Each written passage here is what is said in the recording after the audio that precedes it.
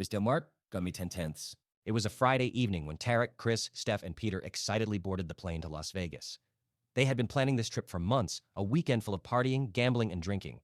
As the neon lights of the city greeted them upon arrival, they all felt that this would be an unforgettable trip. The night started wild.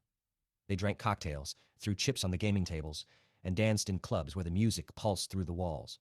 Steph, always the clown of the group, was at his best, or perhaps his worst, depending on how you looked at it. He jumped on tables, ordered rounds for strangers, and seemed unstoppable.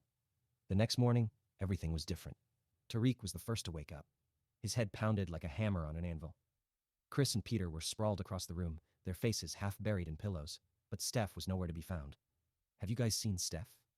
Tariq asked, rubbing the sleep from his eyes. Chris mumbled something unintelligible while Peter glanced at Steph's empty bed. "That lunatic is probably out partying somewhere again," Peter finally said in a hoarse voice. For now, they ignored it, too tired and hungover to worry. But when they turned on the TV, the shock hit them like a bolt of lightning. A news alert was flashing on the screen. A young man was found murdered last night in downtown Las Vegas. The identity of the victim is still unknown, but police have released an image of the man. The image flashed across the screen, and their blood ran cold.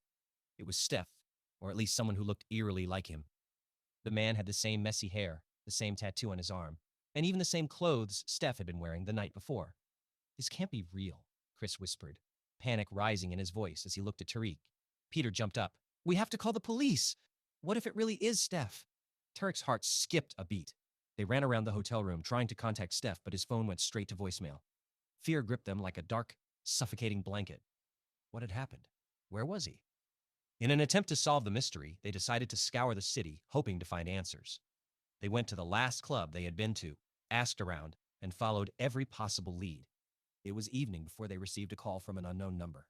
Tarek answered, and a raspy voice spoke on the other end. "Hey guys, are you coming to pick me up or what?" It was Steph. They rushed to the location he had sent, a shady strip club.